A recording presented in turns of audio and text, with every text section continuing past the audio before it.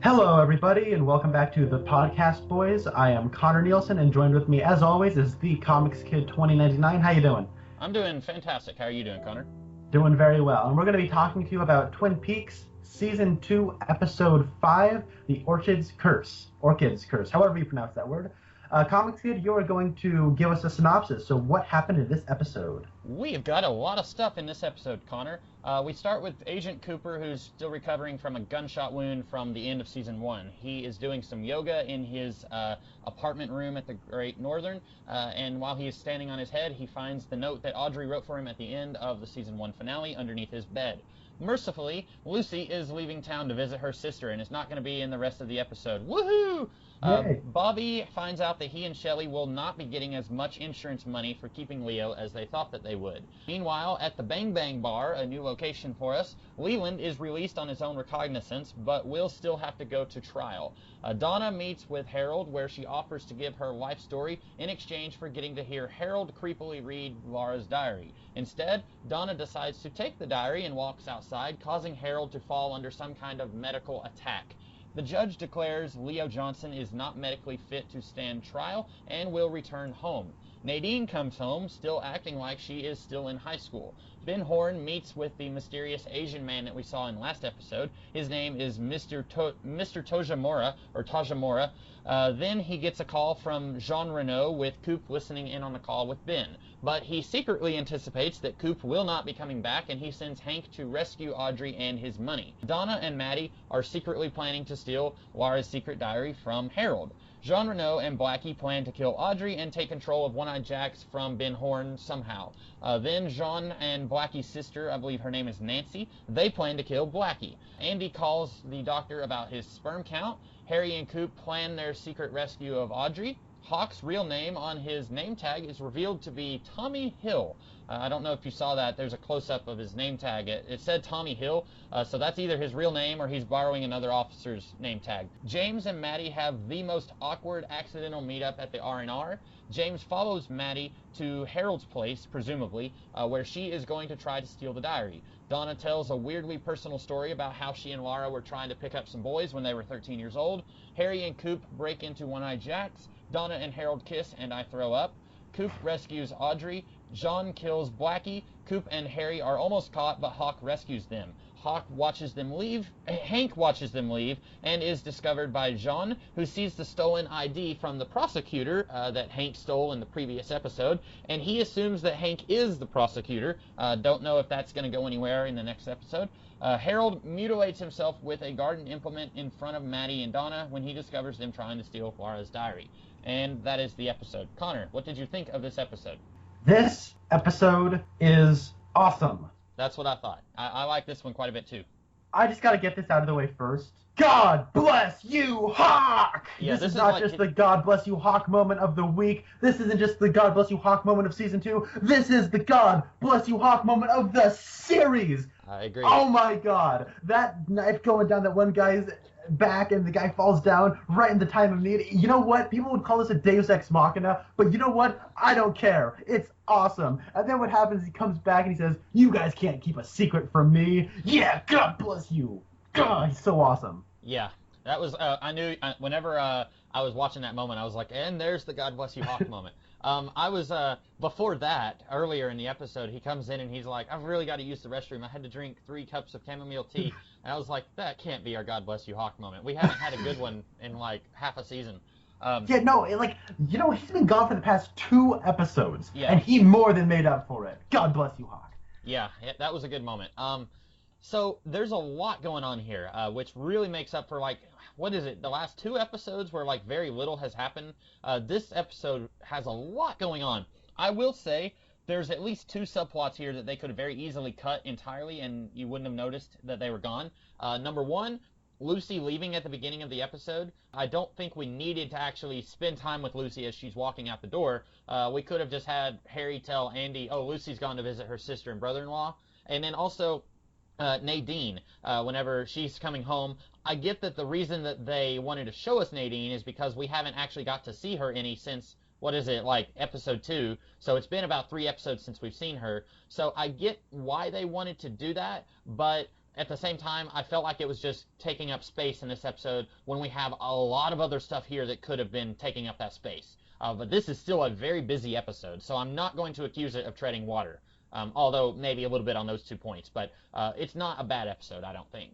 Yeah, and honestly, both of those instances you said, while they are a little unrelated to everything that's kind of happening within the context of this particular episode, I didn't mind them. They are the best these two subplots have been since season 2 started. Lucy getting up and leaving causes for some really nice Andy moments where he's playing receptionist. That with those sticky notes all over him, that was fantastic. And then the phone calls he has are legitimately fun. Yeah. Funny. They fit his character. It's not him shouting people's names 100 times. Yeah, and whenever he was when he had all those he was making the phone call and then he had the sticky notes. I've said before, I like Andy and I even like Lucy in small doses, and this was the perfect amount of Andy. He's not overly in our face about this failed relationship with Lucy. We don't have any Dick Tremaine. Let's sing some praises about that. This is a fantastic episode for these characters, and that moment when he's talking on the phone and he finds out that his sperm count has been raised. He no longer suffers from, what was it, oily spermatophia or something, or yeah. What he said when he finds out he's an entire town and he's screaming it, and Harry just looks at him and just kind of smiles and walks back. And then when he goes into the other room, Cooper looks at him. He says, "Don't ask." I was just like, I wonder if Harry actually knows what's going on, or if that's just like a typical moment with Andy where he's like, "Okay, Andy," and then he just walks by. I thought that was fantastic. I did. You know what? Like, what makes that one scene so funny is the woman's voice on the other end. Yeah. She's like, "Oh, good for you. Oh, you're doing great." And just talking to him. Yeah, she. And then there was one moment I forgot to put on my little synopsis, but he makes another call. I think he calls Lucy's brother-in-law, and at that point, I could not hear the other voice on the end. Whenever he's talking to the doctor, you can hear the lady on the other end barely, but when he's talking to Lucy's brother-in-law or Lucy's sister, he says something, and then he he panics a little bit, and I wasn't sure what was going on. Do you know? Yeah, I actually had to go back and listen pretty carefully to that. What happens is are those the two names that are of her sister and brother-in-law? I think so. Yeah. Those... Okay, because I couldn't remember, because when he calls and answers it, they say it's an abortion clinic. Oh. And he's like, "What?" Oh, so she's not. Oh, okay. So that's. And we totally forgot about last week when Dick is like, just assumes that she wants to get an abortion, so he gives her a bunch of money. Right, and she like, freaked out on him, so I kind of just assumed that she was not even considering that. But that would have been something I would have put on my synopsis, but I couldn't even hear the voice on the other end. And it's completely understandable. I had to go back and listen, put my ear up next to the speaker. Yeah. I do want to say, though, saying goodbye to Lucy, I do think is a little necessary, just because they say, "Hey, look, I want to." She's like, "I want to give the person who comes in after me instructions," and then Harry's like, "Hey, we got it handled. Don't worry about it. It's okay." And then the punchline to that setup is it's Andy, and he's got a bunch of sticky notes everywhere. So I thought that was a pretty good setup for that punchline. That's true. And it is them saying, "Hey, look, she's not going to be around for a couple episodes," as to her just completely up and disappearing, which I think is a little lazy. To me, it totally worked for Josie, because the longer Josie's on screen, the longer I want to kill myself. But hey, you were lucky. We didn't have any Josie this episode. I was so happy about that. That's another plus. And yeah, so you're right. I'll take that back, what I said about Lucy. And what was also funny about that was she said something about sometimes the temp agency, they forget to send somebody. And so then when we finally do go back to the sheriff's station and it is Andy, presumably the temp agency did forget to send someone. So that was pretty funny. Yeah, I did like that quite a bit. Yeah, I really like Andy. He was lovable. Like, he wasn't annoying and stupid. Like, "Harry, you know who it is? Harry, you know who it is?" And, like, stomping on the thing, and then the wood, and then the wood hitting him in the face, and him just waddling around for what seems like 2 minutes. Or calling Agent Cooper and, "Agent Cooper, are you there? Agent Cooper, are you..." for 2 minutes. Yeah. No, I liked Andy a lot. What else did you like in this episode? Let's see. I like Bobby and Shelley. I always like them, and where it seems like every episode is like a third of the episode is devoted to Donna and James, or James and Maddie, or Josie, like these characters that we can't stand.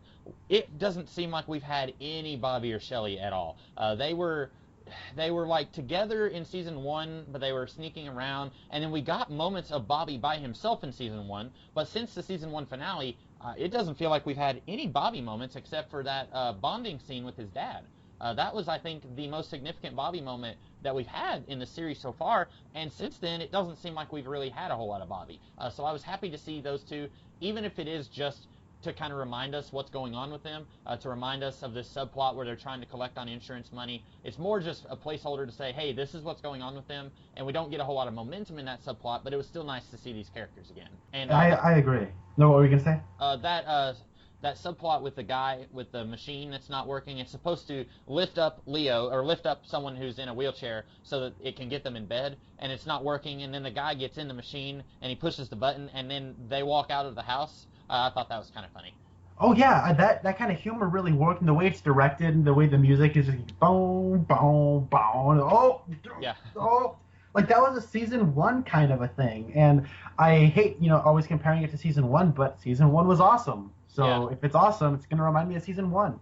And Bobby, I don't think he's actually been in the show since episode 1 of this season. I could be entirely wrong about that, but I feel like that moment he had with his dad was the first episode of this season. Yeah, so, it was. So maybe he was here for like the here and there. I know Shelley has probably had 2 minutes of screen time collectively for the past couple of episodes, but it was so nice to see them together finally and having some kind of traction on this, because I like where the subplot goes. And it's always awesome to see Bobby. Like, the guy who plays Bobby's awesome.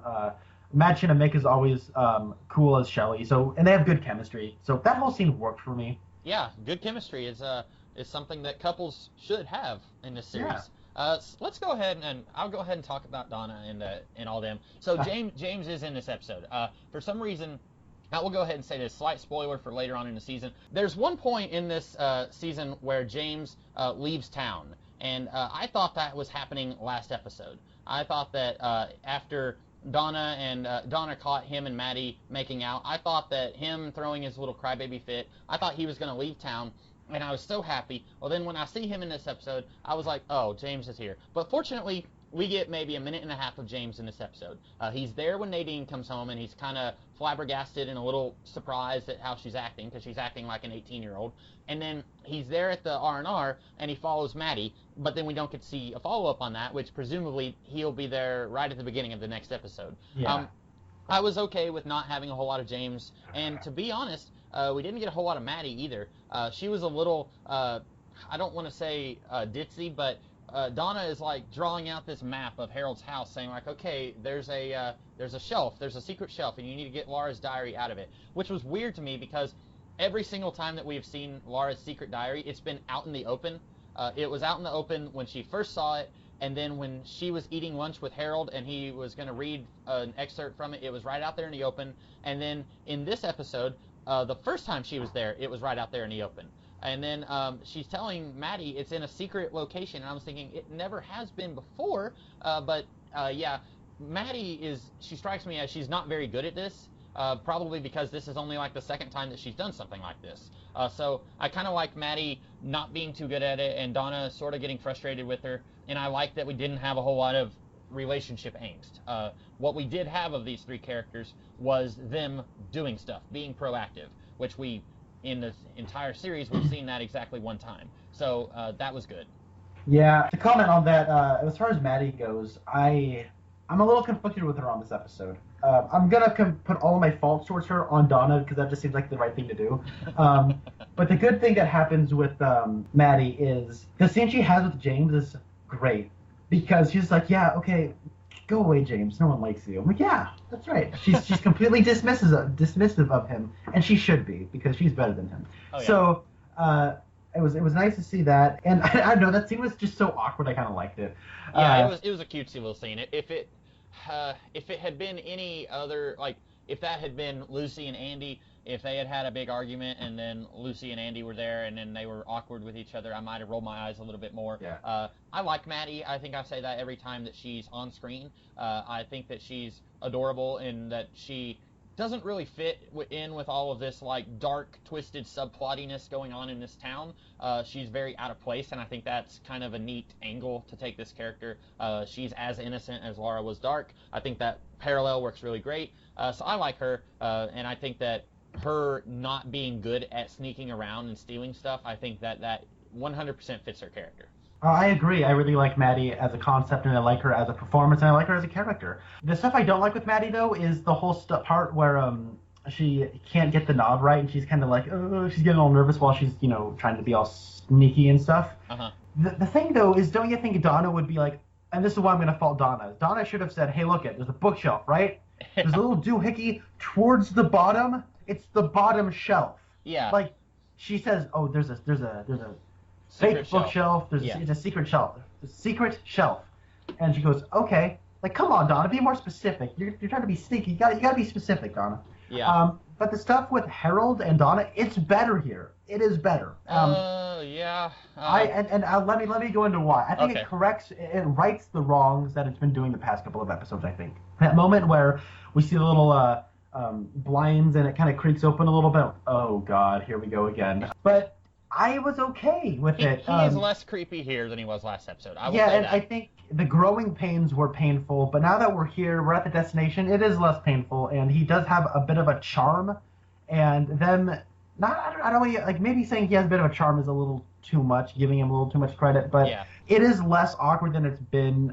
They seem more comfortable with each other, and I think the actors sell it enough. And when Donna's trying to play games with it, I think they strike the right balance of she's trying to be like, oh, get him out of his shell, and she's trying to have a little bit of ulterior motives at the same time. Yeah. And he just doesn't know what to do in the situation. I think they struck the perfect balance between that. But also, they explained the living novel. Like, I had no idea what that even meant. And so he has a secret bookshelf where he has a bunch of people's stories and him kind of interviewing people and sipping his wine and writing people's histories down. It clicked with me a little bit more. It did, and I thought it worked better than it had before. Yeah, same here. When he said living novel in the last episode, I was taking that to be like a weird metaphor. I did not know what he meant. I thought he was just being poetic. He literally has novel pages. Like, this is Connor's life. This is, Donna's life or whatever. He actually has pages. So like you, that made a lot more sense here now that we got to see it in action. And I will say, you're right. I'm very hesitant to say this because I've been just extremely weirded out by this guy since he first showed up. He is still a little creepy here, but not as creepy. He was the creepiest a human being can possibly be in the last episode. He's not that bad here. I'm still icked out by it because I don't know how old he's supposed to be, but he's actually making kissy time with Donna, and that is gross because she's a high school girl, and he definitely does not. He's older than that. So that's a little, like, this whole time whenever Donna's been saying, like, well, James, he's smart and compassionate and loving and caring, nothing like you. And I was thinking, okay, you're a teenage girl, you're trying to make your boyfriend jealous. But now she's actually kissing him, and I'm like, oh, stop.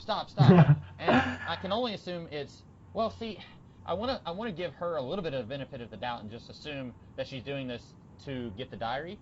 But I don't know. Like you said, she may be trying to befriend him, and she's growing close to him while also trying to steal the diary. So who knows? Yeah, and I don't know. I try to rationalize it in my mind. I'm like, she's 18. Maybe, yeah. He's 21. There's still that 3-year difference there, right? Is he 21? I'm just gonna assume he's drinking wine. The youngest you can be to legally drink wine is 21, and he is on Meals on Wheels, so it must be delivered to him. So he must be 21.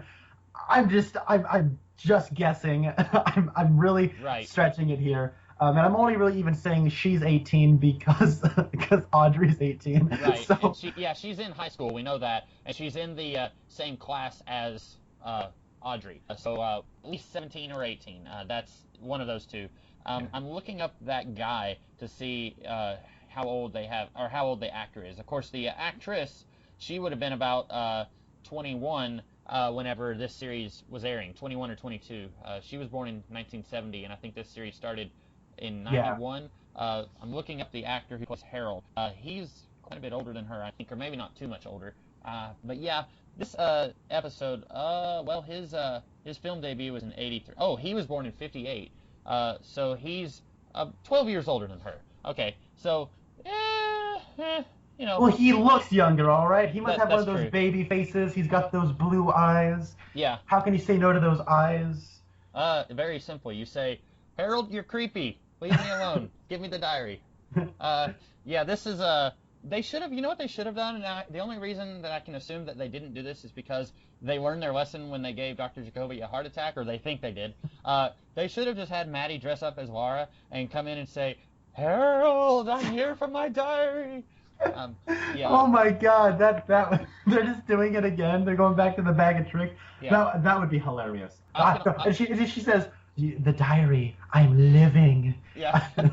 I am a living diary." While we're talking about this this group of characters, what did you think of Laura's story about her of Donna's story? That scene on paper is kind of weird.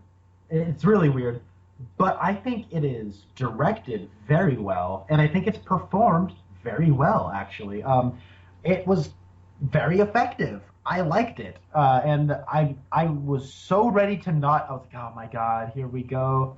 And as it was happening, it was successful in what it was trying to do. It's uncomfortable, but it's also a little bit titillating. It's, you know what I mean? Yeah. It's like you want to know where the story goes. You're enticed, but it's also uncomfortable, and this could go anywhere from sentence to sentence. It was unpredictable. It was effective storytelling. And the way that scene ends with the ash falling off the cigarette and hitting the floor and fading to the next scene, that was good. That is effective filmmaking. I was very impressed by that scene. Yeah, that's very Twin Peaksy. That we've seen stuff like that, like in the previous episode when was it last episode when we're looking at a hole in the wall and then it pans out and Leland is staring at the wall. It reminded me of that. Yeah, it did, and the way she starts dancing is a lot like one of Audrey's first appearances, where she's just in the double R, just dancing around. Yeah, that was very Audrey-esque. I didn't even think about that. And honestly, hearing her say that story and the way she's manipulating Harold, it's almost like she's becoming Laura. But they don't have that moment where she's like, "I feel like I'm becoming Laura." The only thing they've had before this is where she says that it feels like Laura never left, and now it's like she's turning into her. That is so interesting, and they're not shoving that down our throats. I like that. Yeah, it's very understated, and I think it works. Yeah. So I do have a couple of small complaints, or rather one complaint at least. So Cooper has been doing yoga for at least a few days, possibly, because he tells Diane that he's been doing yoga. I think he says has been doing yoga. So he says, I'm going to start with a headstand. And that's, as soon as he said that, I was like, that's how he finds the stupid note that's been missing since the end of season 1. Then he finds the note, and then that's like, okay, now I know where Audrey is. Why hasn't he seen that note before now? If he's been doing yoga since he got shot, why hasn't he seen that note like back in episode 2, other than to keep this subplot going for another week and a half in real world time? That is entirely true. Yeah. Yeah, that I thought was a little silly. There's a scene at the Great Northern where Hank is walking towards Ben Horn's office, and then Bobby is following him. And then Bobby runs and hides, and then Cooper is coming towards Ben's office. And then Ben Horn is having a meeting with Tajimura, and then Tajimura leaves, and then Hank opens the back door of the office and says, Coop's coming, and then he closes the door, and then Coop comes in, and then they have their phone call, and then Coop leaves, and then Hank comes in, and Ben says, okay, go, Coop's not coming back, you need to go and get the money and my daughter. We never find out what Bobby is doing there at the hotel, do we? No, in fact, I remember that scene because I really like that shot and I really like where that scene goes. I forgot who the person was, and when you said it was Bobby, I'm like, was it really Bobby? Like, I don't remember. Yeah, and I was thinking Bobby was maybe going to try and follow up on Hank shooting Leo, but then that doesn't go anywhere here. It's one of those things where it seems like maybe if we had like the deluxe DVD Blu-ray set, that there would be like a commentary where they would say, originally we had an extra scene here, but then we cut it for time constraints, something like that, because it feels very out of place here. Like the only other point we see Bobby in this episode is when he's talking to that guy who sets up the machine in the Shelley and Leo's house. But that was really I think those were my only two major complaints in this episode, other than like just characters who are annoying. But even that wasn't as bad in this episode as it has been for a while. So overall, I like this episode a lot. I'm not saying we're done talking about it, but Yeah. Those were just the two minor complaints that I had here. But yeah, I like this episode. Was there anything else you wanted to say about it? Yeah, I have a nitpick about this episode, and Sure. that is when Donna is like, I should have brought this up a little bit ago, but when Donna is telling her story, she's like, I swam away. I just wanted to run. I'm like, but you're swimming. How can you run? And she Like- said, I wanted to run away, but I didn't. No, you did. You did. You swam away. Yeah. So you did run away. That was a really creepy story. I know you said on paper it is really creepy, but it is executed better. I was still weirded out by it. I thought it was a very strange story. Like it's sensual, but it's about two 13-year-old girls going skinny dipping. So I'm very weirded out, very disgusted by it. I had a very like ew face the whole time that scene was playing out. Unfortunately, let's just thank our lucky stars. They don't do like an actual flashback. It's just her telling us about it, but it's still a very weird scene. And I did think it was odd. On the one hand, Donna, I keep calling her Laura because the actress is Lara, so I'm wanting to call her Laura, but Laura has always been portrayed as the bad girl. At least secretly she was the bad girl, but then publicly she wore the face of being like the homecoming queen that everyone loved. Well, Donna is the actual girl next door who doesn't have any skeletons in her closet, or at least that's how she was portrayed at first. But then, we see her smoking again in this episode, so there's more of that. But then we get this story about her and Laura going skinny dipping with two guys that they met at a bar when they were 13 years old. And those dudes are they say about 20 years old. Yeah. But yeah, that was another thing that weirded me out, was she said they met them at the, not the Bang Bang bar, but the Roadhouse. The Roadhouse, yeah. And I was just like, do they not even card anyone at that bar? Like, is it one of those things where it's like they accept 18 and 20 and younger until a certain time? Maybe. Because there's some clubs around Portland where in middle school, like there was a heavy metal club where before 11, like it was open to pretty much all ages. Yeah, it might be something like that, because when we were in the first episode, Donna, Meth Damon, and Bobby, and some of James's friends were all at the Roadhouse. And James's friends could have been outside of high school, because I think some of them were actually in the Bookhouse Boys, so they may not have even been high school age. But that Shia LaBeouf kid was there. Yeah, that guy. That's what I was thinking of.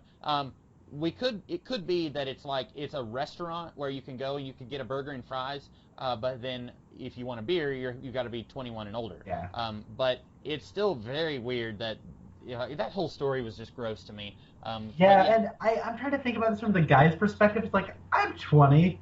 I can tell if a girl's like 13, 14 years old. They look young. Yeah. Well, and I guess maybe this is going to show that even when they were 13, that Laura had a lot of stuff going on in her life. Like, she wasn't a sweet, innocent girl even then. Like, the darkness in her life goes back that far. Maybe that's one thing that this scene serves. Yeah, and I think what makes like Donna kind of get off, like still make her a little more innocent than Laura, is we don't really know what happened with Laura and those two dudes, but we do know that her and that one guy, they only kissed once. Right. That was all that. And apparently that was enough to make Donna fall in love with him. Well, she's 13. Okay, yeah, that's fair. I just have to give Donna a hard time. Yeah, I get it. I want to give her a hard time too, but yeah. One thing I adore about this episode is I love Ben Horn and I love Jean Reno. Like, these two guys are just so cool and so evil, and I really like the way Cooper plays into this, because he's super awesome, but in his own kind of dorky way. He's a bit of a dork, but I love him. Yeah. And the way everything kind of comes to a head at One-Eyed Jack's, it's so satisfying, and I love the way it all goes down. The only thing I'm a little confused about was all this happened like a day before they're supposed to do this at like some abandoned amusement park. Or when was the abandoned amusement park supposed to happen? I think it was supposed to happen.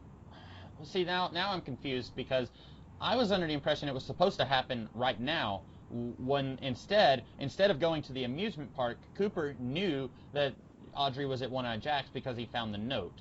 So he chose not to go to the amusement park, and they went to One-Eyed Jack's to rescue Audrey. But then why was Jean Reno at One-Eyed Jack's? If they were supposed to be at the... So maybe they were going to go to the amusement park later, and then Jean Reno was at One-Eyed Jack's because the meet time wasn't for another 2 hours or something. Because he was acting like he's talking with Blackie, and he's like, Monsieur Cooper, I've got a knife on my arm. Wha-bam, I stab you. And that's my insult to French Canadian people. Sorry, everybody. But he does talk like that. So but he's acting like, yeah, I'm getting ready for the meetup tonight. Or at least that was kind of how I took it. And then Hank, presumably the only reason that he's there is because he's been tailing Cooper all day since Cooper left the Great Northern. So he didn't know when the meetup time was going to be. He just followed Cooper, and then he was watching the whole thing happen. Right. Two things. First off is just a cool detail. Just in case you didn't think Jean Reno was that cool, he has the little, like, shink thing he has. The little, X-Men Origins Wolverine-style Deadpool thing come out of his hand. And he stabs a strawberry. And then Two strawberries. And then, like, Nancy eats the strawberries, and he takes his fingers and, takes the juice off with his fingers and just licks his fingers. Yep. Like, oh, it's so cool.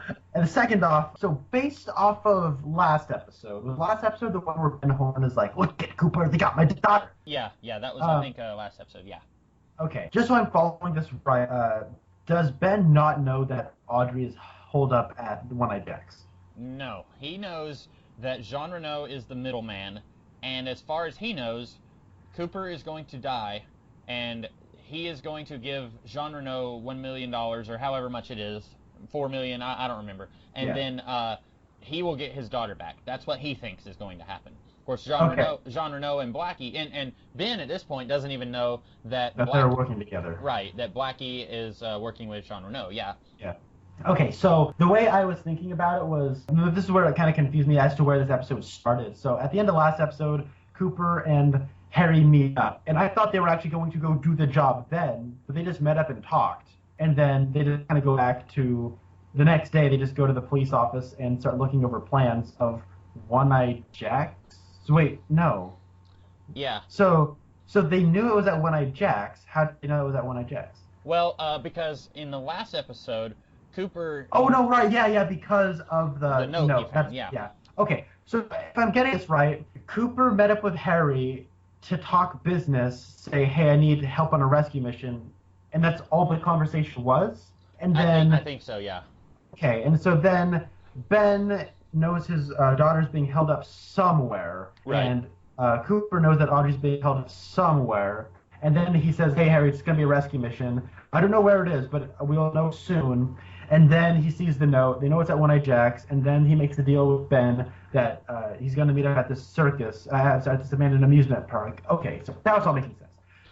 It's a little confusing with some of the details being a little fuzzy, that's all. Especially when it's coming from episode to episode. Yeah, and like in this case, I actually do have a compliment about, you said that this was all very satisfying, and I 100% agree. That last 10 minutes of this episode, it is incredibly cinematic. Like, it's going back and forth between Donna and Maddie are trying to steal the diary, and then you're back at One-Eyed Jacks, and it just goes back and forth between those two, and that's the most on the edge of my seat that I've been with this whole series. That whole scene was really good. And I love the way that scene kicks off, because you hear the owl hoot, and then Coop looks up, and right away, you know, something has to be up. Is Bob around? Like, what's going to happen? And then so that whole thing, there's no music in that whole sequence, but it's so intense. Yeah. And there's like, and the moment this episode, even in this intense on the edge of your seat, they even have a little bit of levity thrown in there, just so you're unpredictable. Like, am I gonna laugh next? What's gonna happen? Where Nancy walks in and goes, "Hi, I'm looking for Audrey Horne." Yeah. That was a really cool part. He takes Nancy and puts her arm behind her back, and the whole part where Nancy tries to stab him and he punches her, like, that was like, whoa, you don't see that. And then there's very James Bond of him. Oh yeah, and then Harry is looking through at Jean Reno, and Reno stabs Blackie, and oh my god, and then and while he's because he's kissing Blackie, well, first of all, he tells Blackie, he says, hey, you don't get to go away without kissing me. And she's like, oh, yeah, that's what I'm talking about. And I'm thinking, no, you idiot. He's been making time with your sister. You should be suspicious. And then he stabs her. You hear the stabbing thing. And then he's leaning her down. He comes up, and, like, she's got blood coming out of her mouth because she's been stabbed. And then he's, like, licking his lips. And then he turns and looks at Harry. And I was like, and we've now beat out Harold for creepiest character in this show. But he's cool. He's cool, yeah, that's true, yeah. And, oh man, then he takes his silenced pistol, starts shooting at, that was so awesome the way that escalates. And what I also like is how these things are seeded to be cross-cut earlier. We have the scene of Donna and Maddie looking at plans, like a little makeshift, crudely drawn map yes, of Harold's and place. Then we've also got Cooper in his map, yeah. Yeah, and then cutting that to Cooper and Harry looking at the professional map, and that awesome scene with Hawk's like looking at him like, I know you're up to something. Yeah. When he comes in with the information about was it the Robertson? See, it's been like 5 episodes, or well, it hasn't been that long, but a few episodes ago, Leland said that there was a guy who used to live next door to his grandparents at that lake, and we've been following that up with like 2-minute bursts ever since then, and so it's kind of hard to remember what happened there, but Hawk is still following up on that. He comes in and he says the one-armed man is, he knows where the one-armed man is. That's what he says. Yeah. The one-armed man hasn't been seen in a couple of days, but the apartment still looks lived in. The 2 women, there's 2, let's say, retired teachers that are living in that house that was next to Leland's uncle's summer house that he said that Robertson lived at. But there's never been a history of Robertson living there. The 2 women who now live there saying that they've never known the man named Robertson. So something's up there. There's a couple of details.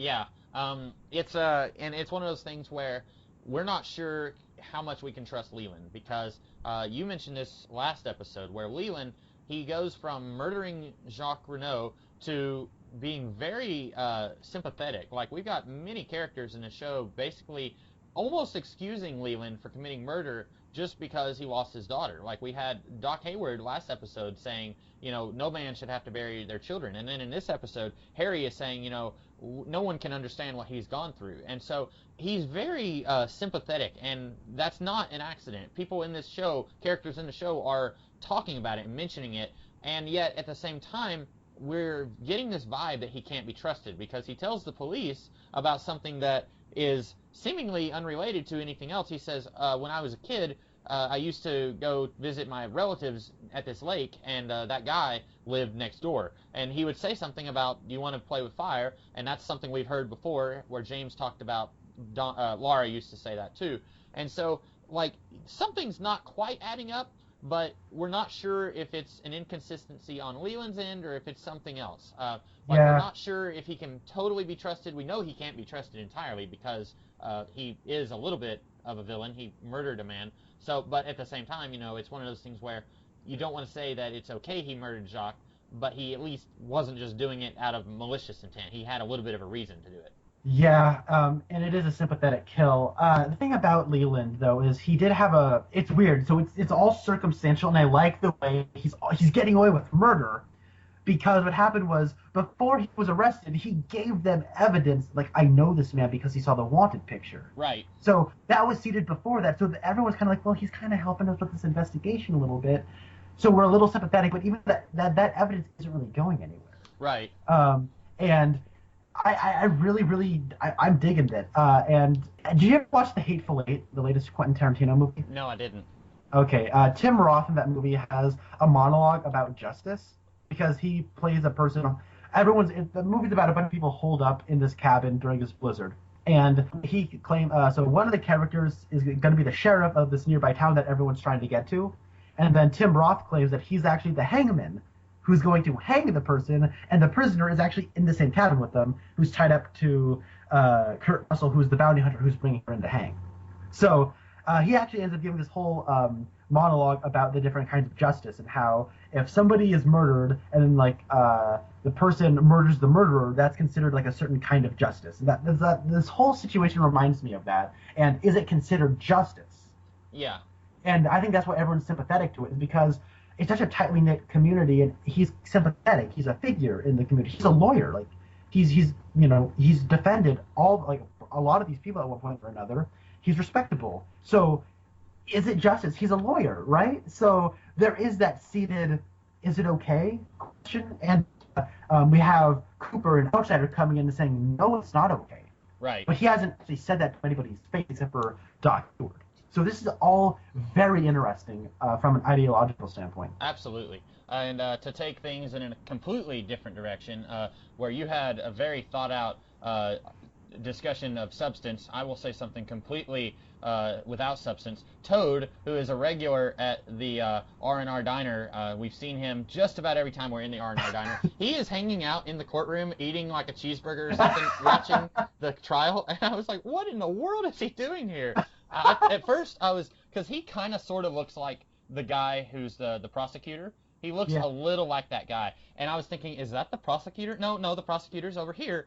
And so that's Toad. He's just watching the trial. And then Toad wasn't in there later. Whenever they did the Leo Johnson trial, Toad wasn't in there. And I was like, oh, Toad must have went to go get some, like, chili fries or something.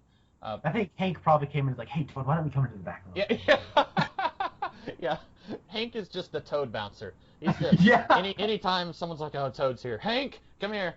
I like what happens to Hank at the end of this episode. Yeah, and I am curious because, as I've said before, I've only seen season 2 one time, whereas season 1 I saw, some of it I saw 3 times, and some of it I only saw twice. So a lot of the season 2 subplots, I actually have trouble remembering where they all went. Like this thing where Hank is kidnapped by Jean Renault and he has the prosecutor's ID, I don't remember where any of that goes. So it's going to be very interesting to see what direction that goes in. Because he's supposed to be on house arrest, and now he's been kidnapped. So he's either going to make a getaway and make it back home and nobody will notice, or it's going to be a huge deal like with Audrey where he's missing for like 6 episodes and then everyone will find out. So it's one of those things where I don't remember entirely where the subplot goes, but I'm excited to see it go in some direction. Yeah. I agree, and I love that as a cliffhanger because, oh my gosh, where's Jean? And instead of it just being, oh, we'll find out next week, he comes back, gets Hank, bam, what's going to happen next? Perfect cliffhanger. Right. You mentioned last episode that you really liked, or I think we both liked, the Judge. I said that he feels like he is a part of Twin Peaks. He's only been with us now for 2 episodes, but he feels more like he belongs in this town than some of our characters who have been here since closer to the beginning. And I think that this whole Bang Bang Bar, I think, is really funny. It's a place where, in theory, justice happens. This is a very serious house in this town. And I kind of get the feeling that the Bang Bang Bar is, like, kind of out of the way of Twin Peaks. We haven't had anything to actually give me that impression. It's just something that I'm thinking. But they have, like, this serious moment of trial going on. And then he says, okay, guys, we're going to stop. I need a drink.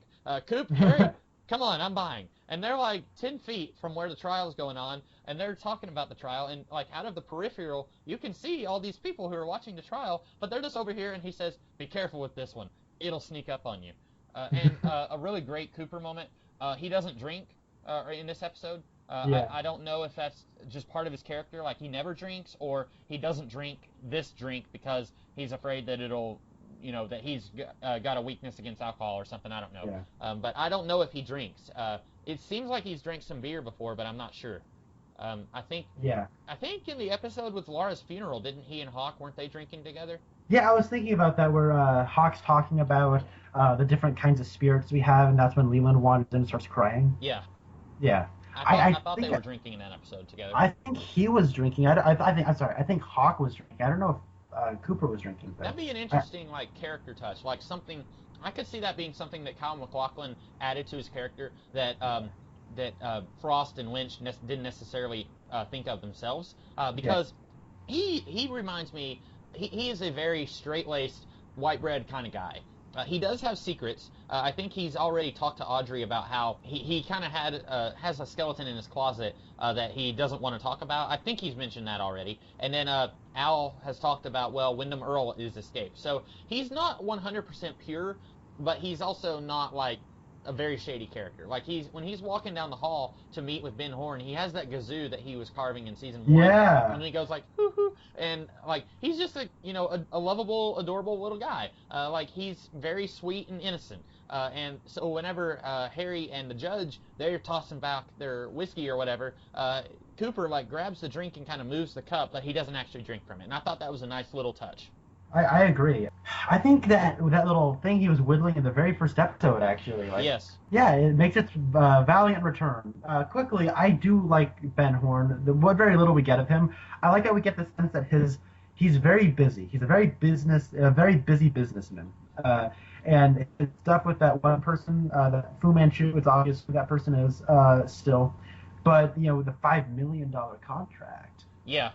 And then whenever, he goes from my daughter's life is in your hands to, all right, follow him. He's not coming back to $5 million. That is a day's work. Like he goes from being seemingly worried about his daughter to being like, oh boy, 5 million. That's gonna be a nice swimming pool in the back of my house, or something like that. He reminds me a little bit of. You said before that this guy would make a fantastic Norman Osborn. Yeah. I agree. He reminds me a lot of Norman. How Norman Osborn, in some versions, he is a shady businessman. He's also a psychotic supervillain, and he is trying to be a loving father. Like he's balancing all this stuff. He does remind me a lot of Norman here. Yeah, I agree. And he's got that that cigar on him at all times. Like, I like him. I really like him a lot. So I don't think I really had anything else to say to you. I don't think so. We once again we don't have a whole lot of Pete, and it makes Yeah. it even we said so many times when we were talking about season one that Pete was a character who we loved him, but he didn't really have a whole lot of stories to tell about him. There wasn't a whole lot to do with him, and I think with Catherine being presumed dead, that's even more apparent. With her out of the picture, and her big thing was the sawmill plot with Ben Horn. With Ben Horn, there's other stuff going on. We got this Mr. Tajimura guy, and then we have Audrey is kidnapped. He's got connections to other characters in the show, but with Catherine and with Pete, especially Pete, whenever you remove Catherine, he really doesn't have a whole lot to do in the show anymore. Yeah. And it still makes me wish that they could have found something for him to do, because he's fantastic. Yeah, you know what? They did say they were prepping for a funeral. We could have seen him prepping. Yeah, that would Like, have been good. And you don't need Josie to do that. So. Right, right. Well, Yeah, you we don't- hope, yeah. but she would have been there, like, putting her arm on his shoulder, saying, "Oh, it's okay." Uh, It's okay, baby. no, I think this was a really good episode for reasons that we don't see Josie, we don't get a whole lot of James, the Donna and Maddie that we do get is proactive. It's the trifecta of awesome. Yeah, I agree. This doesn't because we don't get Josie, we don't get a follow up on last week's cliffhanger with Hank getting beat up by that one dude. Yeah, Like, I think maybe instead of it being a cliffhanger, it was more just tying up something else. I don't remember, was it in season 1 or season 2 where Josie paid Hank the money and he was doing that whole thing about season 1? Okay, yeah, that was I think that was just kind of a reference to that scene where Josie was telling her cousin John, or she introduced him as her cousin John, who knows if they're actually related. She was telling him Hank might be a problem, and he says, "I'll take care of that." And I think it's more, instead of it leading up to something else, it's more, you leave Josie alone. She is protected by whatever organization I'm involved in, and we don't need you trying to lean on her. So if you do it again, we're going to kill you. That makes sense. Yeah. Yeah, because we see Hank here, and he seems to be fine. So that's I'm assuming that was what they were going for. No, yeah, that works. You saying that does clear some stuff up. That does make sense. So yeah, I think that's all you have, right, for this episode? That's all I got. So hopefully next episode we'll be getting a lot more Audrey again. She's been very not present in this season a whole lot because she's been kind of trapped from the rest of Twin Peaks. So hopefully we'll be getting a little bit more of her in the coming episodes. Unfortunately, we'll also probably be getting more James and more Josie, but we can handle that because we're strong. So that's all we have for this episode of Podcast Bully. I am the Comics.99. And I'm Connor Nielsen. Alrighty, and we will see you guys next time.